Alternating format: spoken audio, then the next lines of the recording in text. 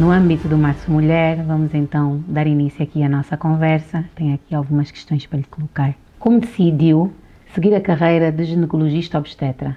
Houve alguma experiência, alguma situação específica que a inspirou? Sim, teve um episódio específico que motivou-me. Eu não queria ser ginecologista obstetra. A minha primeira opção era a cirurgia geral. Eu quis ser uma grande cirurgiã. Entretanto, durante o estágio curricular, fui à maternidade Lucrécia Paim. E eu cheguei à instituição e senti um cheiro estranho e fui comentando com meus colegas, tem um cheiro estranho, eu não gosto dessa casa. Eu quero terminar o estágio e sair daqui. Mais tarde, quando vi o primeiro parto, foi só aquele bebê sair, que algo em mim assim acendeu. Eu disse, Jesus, eu quero fazer isso para toda a vida. É que a mulher inicialmente sofria, mas depois, quando ela viu o bebê, parece que o mundo reiniciou e eu me senti reiniciada com ela. Desde aquele dia eu tive a certeza de que queria fazer ginecologia obstetrícia, então eu sinto que a especialidade escolheu-me. Muito bom, muito bom. Quais dos desafios que enfrentou ao longo da sua jornada profissional e como os superou? Mônica, o ser mulher profissionalmente tem uma carga um pouco pesada, porque nós acabamos por ter de lidar com o profissional e o pessoal em simultâneo. Mas o maior desafio que eu enfrentei foi ter uma gestação difícil no ano em que para mim era impossível parar o internato de especialidade. Então eu precisei continuar apesar de todas as dificuldades. Acabei por ter um parto prematuro, a minha filha nasceu aos 6 meses, mas graças a Deus tudo correu bem e de lá para cá tem sido recuperar o tempo perdido, isto no campo profissional. Correu bem, estamos aqui para contar a história, mas na altura foi sim uma fase extremamente difícil, foi muito difícil. Pois, acredito que sim. Pode então partilhar alguma história ou caso que a tenha marcado como ginecologista ou obstetra? Eu tenho duas histórias, mas vou partilhar uma que eu acho muito bonita e engraçada. Estava eu um dia em consultório e chega uma mulher super ansiosa, nervosa mesmo, com um monte de papéis na mão. E eu disse para mim, bem, já sei o que devo tratar, porque quando chega uma paciente com muitos relatórios, geralmente são pacientes que passam pela infertilidade e já foram consultadas por vários profissionais, então elas trazem tudo, como quem diz, olha o que já aconteceu. E eu disse, boa tarde, a senhora veio fazer uma consulta de fertilidade. Ela diz, não, doutora, eu fiz esse teste. E ela mostra-me um teste rápido. E tremia, a senhora tremia, que nem se aguentava. Eu olhei para o teste e disse, está positivo. E ela, meu Deus, não acredito. E depois conta-me a sua história. Na verdade, era uma mulher de 50 anos, que já tinha feito várias fertilizações in vitro, fez a última na África do Sul, os médicos já não queriam fazer, mas ela a revelia, conseguiu que alguém fizesse, não tinha condições financeiras de manter-se lá e assim regressou ao país sem nem ter feito o teste. Fizeram a transferência e ela voltou logo para Angola. Fez o teste naquele dia, deu positivo e foi logo ter comigo. Aquela gestação foi tão preciosa para nós as duas, Mônica, que eu praticamente fiquei grávida com ela, porque era todas as semanas eu precisava falar com aquela senhora, é que ela esquecia-se de mim e eu todas as semanas precisava dizer, minha senhora, como está o bebê? Mexeu? Estás a comer? Então nós fomos traçando metas para seguir aquela gestação, porque era uma mulher, claro, que com muita ansiedade e com razão, porque já teve muitas perdas, então nós definimos metas, olha, vamos aguentar até 12ª semana, depois vamos aguentar até 16ª, depois até 22, depois até 28, então sempre que passássemos por uma dessas etapas, nós comemorávamos. Foi assim um processo Era uma superação. Era uma superação. Foi um processo muito lindo. Até chegarmos às 36 semanas, eu disse, bom, agora já podemos respirar e esperar a hora em que esse bebê decidir ficar pronto de vez. Foi lindo. Hoje ela tem o seu filhote nos braços e eu tenho essa experiência que uso como testemunho para várias outras mulheres. É uma das histórias que realmente eu vou levar para toda a vida. Uma história inspiradora e que inspira outras mulheres. Consegue com essa história inspirar outras mulheres, não é?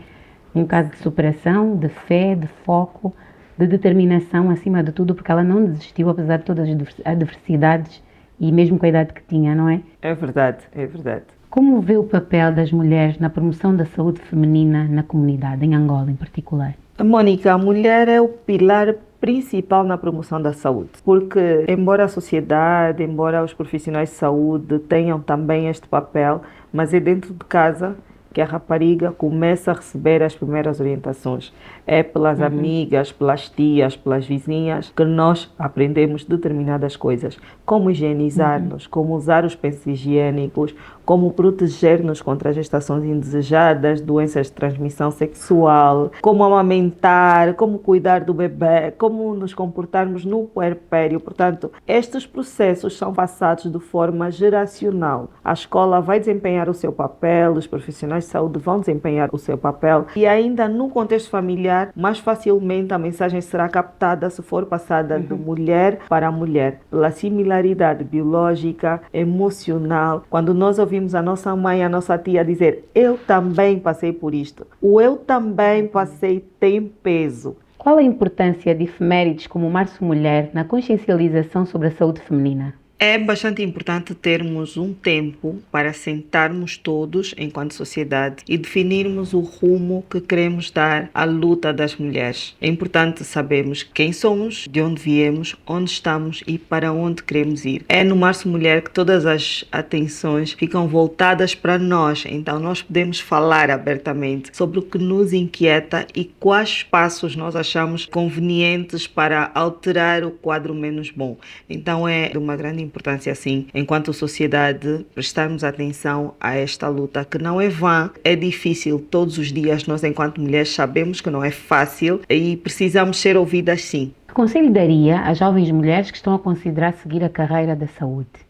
Interessante. O primeiro conselho seria venham, minhas colegas, venham porque nós precisamos de ajuda. Ainda estamos muito longe de preencher em número aquilo que se precisa para o Sistema Nacional de Saúde, então precisamos sim de bastante ajuda. Segundo, venham com a consciência de que o mundo mudou, a tecnologia evoluiu bastante e a medicina agora não se faz somente nos consultórios, a medicina agora faz-se em todo lugar, a qualquer hora. Então tenham mais esta oportunidade. Venham fazer com zelo, com muito amor e com sentimento de que juntos sempre seremos mais fortes. A medicina é uma área de união, então nós precisamos trabalhar todos em conjunto por um bem maior que a vida. Como equilibrar uma carreira desafiadora com outros aspectos da vida pessoal? Não é tão difícil quanto parece, Mônica. Eu acredito que antes de sermos bons profissionais, nós precisamos ser bons seres humanos. E para ser um bom ser humano, temos de passar pelo autoconhecimento, saber quem sou, de onde vim, onde quero chegar, quais são as minhas vantagens e desvantagens, qualidades e defeitos, o que eu preciso trabalhar em mim. Quando nós temos autoconhecimento, mais facilmente seremos boas mães, bons pais, bons membros da sociedade. E quando temos estas características, muito facilmente seremos bons profissionais. Então o equilíbrio reside em conhecermos-nos, sabermos o que queremos para nós e trabalharmos naquilo que realmente gostamos. No meu caso particular, eu amo a medicina, eu amo fazer saúde. Não me imagino a trabalhar exclusivamente numa coisa que não seja saúde. Então fica fácil. Eu não gosto de dizer isso para não parecer que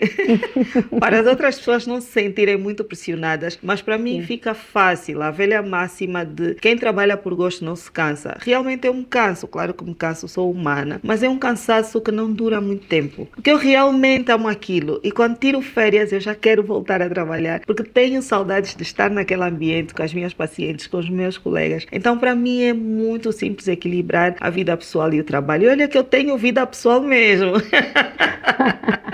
É caso para dizer que quando há amor fica tudo mais fácil, mais simples. Fica tudo mais fácil, sim. Como é que a evolução da ciência e da tecnologia tem impactado na prática da ginecologia? É impressionante o que a tecnologia faz, Mônica. É bastante impressionante. Todos os dias nós temos uma evolução. Mas a título de exemplo, há alguns anos, quando uma mulher tivesse uma gravidez ectópica, primeiro, não se conseguia operar. Elas acabavam por perder a vida. Segundo, para serem operadas, nós tínhamos que abrir o abdômen desta mulher. Hoje em dia, nós já podemos fazer cirurgias minimamente invasivas. Por meio de câmeras, nós controlamos quais são os órgãos que nós precisamos atuar. Já conseguimos tratar a gravidez ectópica, em muitos casos, sem precisar abrir o abdômen da paciente. Outro exemplo, claro, da tecnologia na área da ginecologia são as fertilizações in vitro. Antigamente, um casal que não conseguisse engravidar por métodos de baixa complexidade estava condenado a não ter filhos. Hoje em dia já conseguimos fazer fertilização in vitro. Hoje em dia conseguimos fazer injeção intracitoplasmática de espermatozoides, que são procedimentos complexos, mas que a tecnologia vem desmistificando dia após dia. Então tem tornado o nosso trabalho bem mais fácil fácil e acredito que é a grande vitória do nosso século. É. Que conselhos daria a jovens mulheres interessadas em carreiras que envolvem a inovação na área da saúde?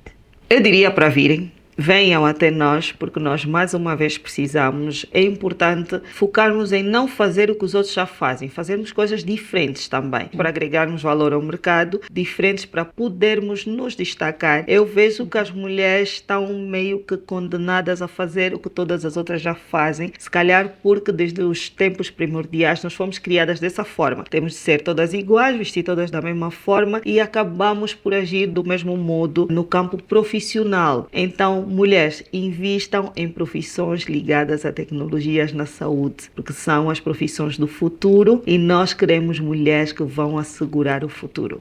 Qual a importância do autocuidado para as mulheres, especialmente aquelas que trabalham em profissões exigentes, que é o caso da saúde, não é? O fardo da mulher é pesado. O fardo da mulher é pesado, porque a mulher pode ter o cargo mais alto na empresa, mas ela ainda assim é mulher, ainda assim vive com a pressão que a sociedade impõe sobre a mulher de estar sempre bela, sempre esbelta, sempre culta, sempre interessante. Se for mãe, se for dona de casa, são mais empregos, são tudo isso conta como empregos. Os vários papéis. Sim, e no final do dia tudo isto acaba por pesar bastante. Então, é importante que a mulher tenha autocuidado. Aquele momento de tomar conta de si, aquele momento de parar e respirar um pouco, de meditar, de saber o que quer fazer ou o que não quer fazer, são de extrema importância estes momentos. Fazem toda a diferença entre uma mulher que está sempre estressada e uma mulher que consegue encontrar o equilíbrio emocional. E uma mulher estável emocionalmente é uma mulher que consegue curar, ainda que não seja profissional de saúde. É uma mulher que será uma excelente mãe, uma excelente esposa, uma excelente dona de casa e, consequentemente, uma excelente profissional. Tudo parte do autocuidado, porque tudo vem de dentro para fora. Não existe outra fórmula. Se nós não cuidarmos de nós aqui dentro, não tem como transparecermos luz, transparecermos serenidade, conseguirmos manter a calma em meio às tribulações, porque aqui dentro as coisas não estão organizadas. Então precisamos organizar bem a casa antes de ir à festa.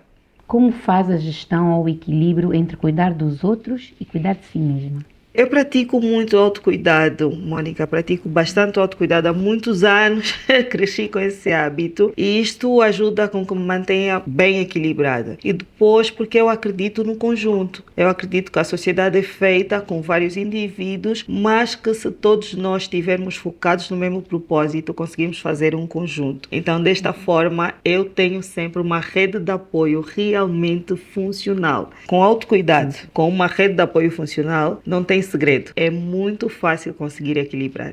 Na sua perspectiva, quais são os principais desafios e oportunidades enfrentados pelas mulheres angolanas na área da saúde nos dias de hoje? As oportunidades não são as mesmas para os homens e as mulheres. A título de exemplo, se houver um cargo disponível e uma mulher candidatar-se e um homem candidatar-se ao mesmo cargo, ainda que tenham o mesmo nível de incompetência, nem vou falar de competência, o homem certamente será escolhido para este cargo. Porque os nossos empregadores pensam, ela é dona de casa, é mãe, é mulher e tudo isto acaba por reverter contra nós e os homens têm mais oportunidades. Então é importante que esta resposta fique curta para que se preste atenção à mensagem que eu quero passar. Na área da saúde, os homens acabam por ter mais oportunidades do que as mulheres.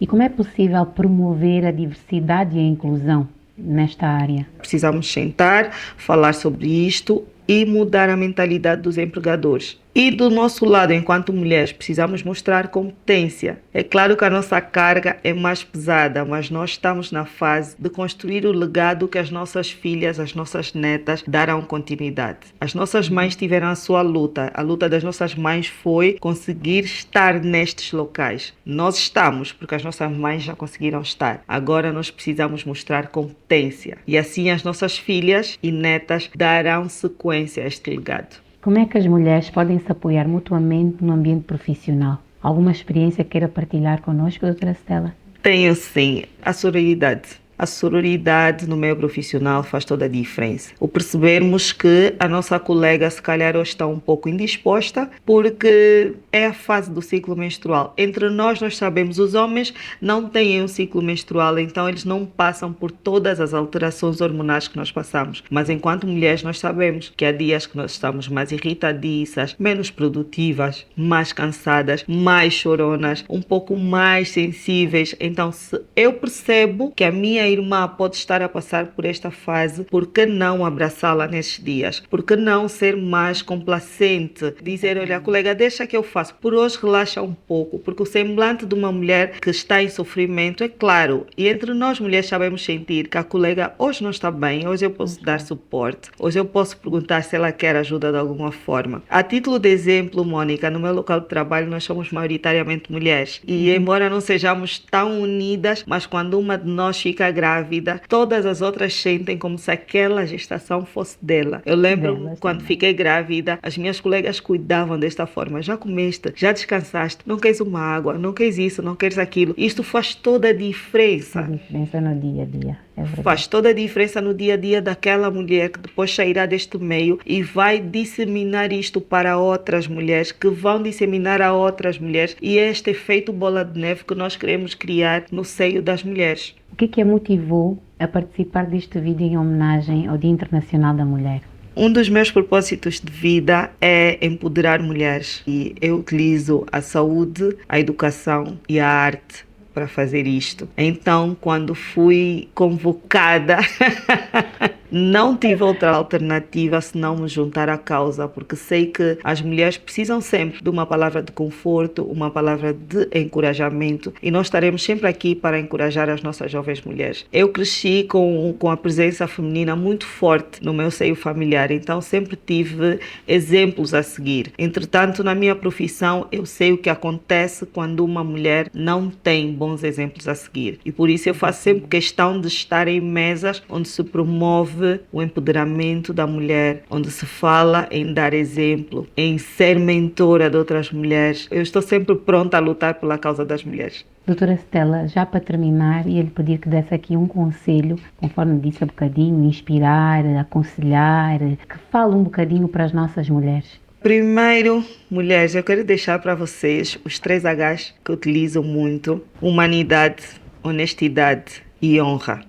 Não sintam vergonha do vosso passado nunca. Nós não somos montanhas e podemos sempre mudar. É legítimo que nós queiramos trazer ao de cima a nossa melhor versão. E é bom que até façamos isto. Tenham mentores. Os mentores existem em todos os lados. Mentores podem ser pessoas, livros, séries. E se tu, mulher, estás a assistir-nos hoje, certamente tens na tua mão um meio que pode permitir a tua formação. A formação precisa ser contínua. E não falo somente de formação académica, mas forma-te em várias coisas, em tantas coisas quantas quiseres, porque isto fará toda a diferença. Tem foco na estrada, não percas os teus sonhos de vista por nada.